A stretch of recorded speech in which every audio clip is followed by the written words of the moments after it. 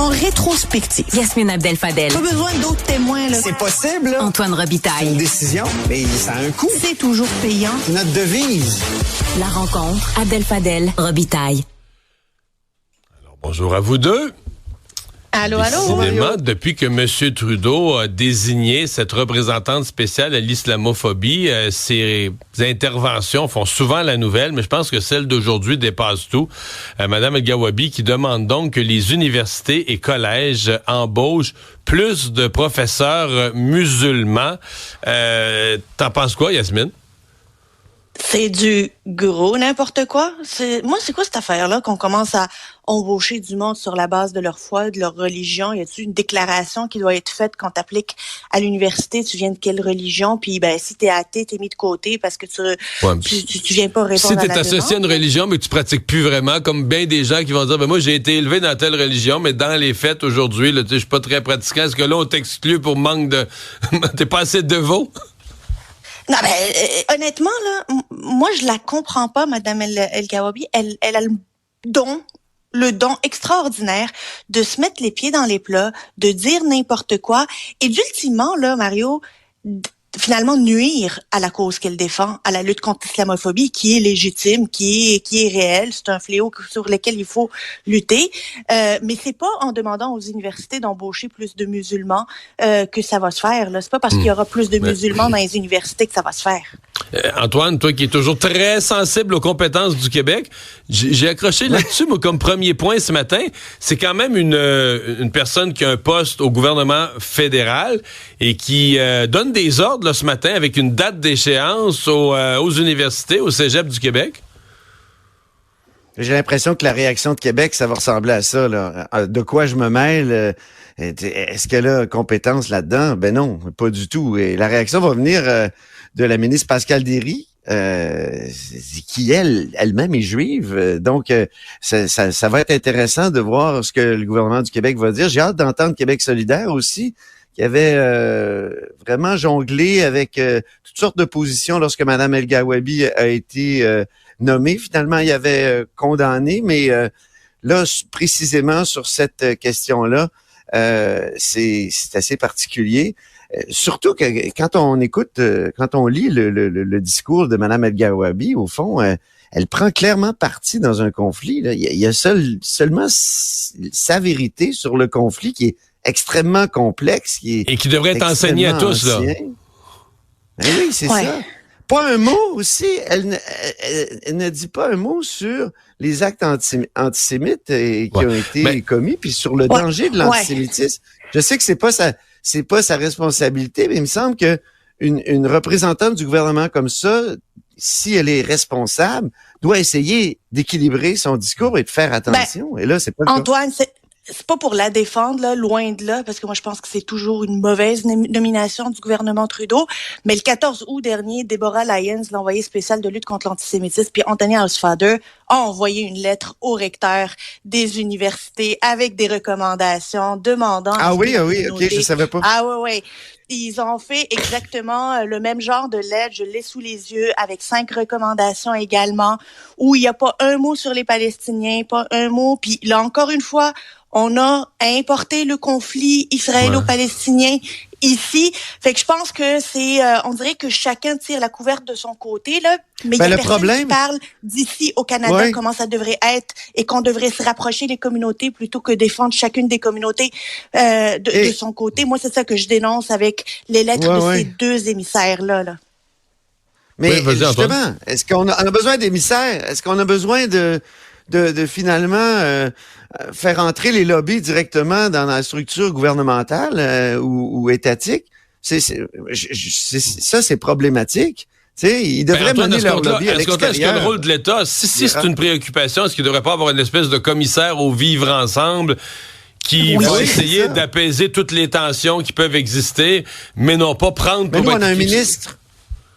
On a un ministre ici de la lutte au racisme. Il va sûrement prendre position là-dessus. Et donc, il va avoir une position plus équilibrée que ces lobbies institutionnalisés, là, que ce soit d'un côté ou de l'autre. Yuri Chassin, qui dans sa sortie hier, finalement, s'est comme un peu ramené, là, on y retournait même jusqu'au lucide, tout ce questionnement sur le modèle québécois, est-il immuable, est-il un statu quo figé dans l'espace et dans le temps? Lui a l'impression que la CAQ était l'espoir que ça change, et là a l'impression qu'on est revenu dans les mêmes ornières. Yasmine, est-ce que sa sortie, est-ce que c'est un, tu sais, j'ai le mot anglais, un one day wonder, une histoire d'un jour, on parle de Yuri Chassin, puis demain on n'en parle plus, ou est-ce qu'il pourrait imprimer une direction, un changement, brasser la cage d'une façon durable? J'ai parlé avec ben du monde, puis on me dit que sa volonté à lui, là, c'est de brasser la cage. Maintenant, il a retrouvé sa liberté de parole, puis il compte l'utiliser autant de fois qu'il veut. Est-ce qu'il va avoir l'écho puis la visibilité qu'il espère avoir? La question demeure entière. Mais chose certaine, c'est ça son objectif. Son objectif, c'est de dire, là, moi, je fais plus partie de cette gang-là, puis j'ai des reproches à lui faire, puis je vais être présent dans le couloir de l'Assemblée nationale, auprès des médias, pour faire de la politique publique. Il aime faire de la politique publique. Il veut maintenant parler de politique publique. Sa sortie hier, je trouve qu'elle était meilleure, et surtout ses entrevues étaient meilleures que la lettre qu'il a faite. Il a expliqué, puis moi, honnêtement, il me rejoint sur beaucoup de points, si c'est pas la majorité, que l'État est sclérosé. On met de l'argent, ça fait pas d'effet. Pire, on recule. La réflexion qu'il mène, là, elle va rejoindre plusieurs personnes. Comment va-t-il réussir à le faire avancer cet agenda sans que ça démontre qu'il a une rancune ou une vengeance? La ligne est mince là-dessus. Toi qui as une fine connaissance de ce qui se passe à Québec, Antoine, est-ce qu'on dit l'aile plus à droite là, de la CAQ? Ouais. On en a nommé d'autres. Hier, on a trouvé l'ancien ministre Pierre Dufour, là, qui était très sensible au fait que l'État grossit puis ça donne rien. Mais est-ce que c'est 8 députés? Est-ce que c'est 18? Est-ce que c'est la moitié du caucus? À l'œil, je crois que ceux qui sont ministres, eux, sont plus discrets, ils ont leur job, ils ont de la solidarité ministérielle. Mais c'est quoi l'importance des gens là qui ont pas démissionné comme Yuri Chassin, mais qui, dans le fond dans leur fort intérieur, sont d'accord avec lui, au fond, là? Ben, il y aurait Éric Kerr, mais il refuse de parler. Ouais. On a l'impression qu'il a applaudi. Il y a Pierre Dufour dont tu as parlé. Il y a Gilles Bélanger. Hier, là, sur Twitter, il y avait une fausse rumeur qui circulait comme quoi il s'apprêtait à démissionner lui aussi. J'ai vérifié, c'est totalement faux. Il a affirmé même à un journal qu'il finirait son mandat au sein de la CAQ. Mais donc, il y en a comme ça. J'ai été surpris que le premier ministre admette qu'il y en ait, mais j'ai trouvé très transparent dans son point de presse hier, d'ailleurs.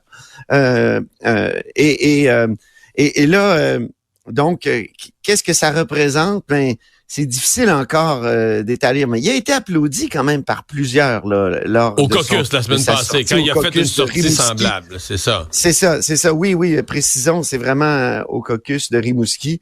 Et là, je vois Éric Duhaime qui ce matin a publié un long communiqué où il tente de profiter justement de l'effet Chassin.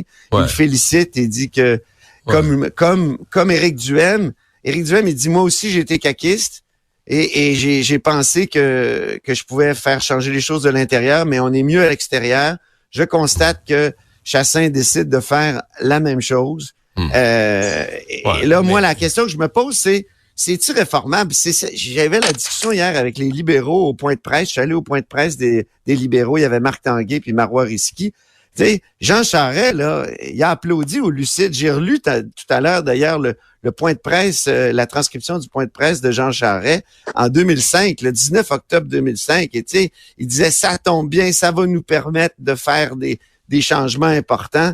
Donc, il y a plusieurs choses qui ont été essayées là après ça. La réingénierie, ça n'a pas marché. La débureaucratisation de Pauline Marois, bon, ça n'a pas été long. Le cran d'arrêt de Philippe Couillard, ça n'a pas fonctionné non plus. Alors, où est-ce que ça bloque? Est-ce que c'est les syndicats? Hier, M. Legault nous disait qu'avec Yuri Chassin, il a discuté d'une idée là, qui circule. La transparence des états financiers des syndicats. M. Legault a dit ça serait la guerre nucléaire. Mais c'est ça qui arrive, c'est qu'à chaque fois qu'il y en a un qui essaie, c'est la guerre nucléaire quand même. Jean Charest, je pense qu'il était sincère. Ben, c'est ça. Mais en tout cas, je tiens juste à rappeler une dernière chose. Les Lucides, là, ils proposaient d'augmenter les droits de scolarité et les tarifs. Les tarifs d'électricité, oui, tu fais bien de le rappeler. Clin d'œil de fin de chronique, qui avait des éphémérides là, entre vous deux? Moi, j'ai une c'est éphéméride, Antoine, on ça, est c'est 13 sûr. septembre. 13 septembre. Qu'est-ce qui s'est passé le 13 septembre sur les plaines d'Abraham? Ah. Il y a 265 ans. Moi, je pensais que le génie en herbe allait avoir la réponse. Non, ça venait 265 ans, donc la bataille des plaines d'Abraham. Oui. Wolfe et Montcalm mouraient sur les plaines d'Abraham, effectivement, le 13 septembre. Et lundi, on va surveiller certainement ces élections partielles, une au Manitoba où Jack Metzing joue gros, et une au Québec, Yasmine, je te donne le mot de la fin, une au Québec où vraiment Justin Trudeau joue gros, là. S'il est pas capable de prouver à son parti qu'il est encore capable de gagner à Montréal et Toronto des comtés sûrs, ça crée de la nervosité. Je pense réellement que si Justin Trudeau perd la salle Aymar-Verdun, il va être chassé par son caucus. Moi, je le pense réellement. Il y a une telle grogne après Toronto-Saint Paul's. Ça, ils ne vont pas l'avaler. C'est pas une mince déclaration pour finir notre semaine. Oui, Antoine? Et Pablo, lui, il démissionne quand? Entre le 16 et le 1er. Entre le 16. Bon, OK. moi, je pense pas que ça va être la semaine prochaine. Moi, je dirais l'autre semaine d'après, là, dans la semaine, la semaine du 23. Hey, merci, bonne fin de semaine. Bye bye. Autrement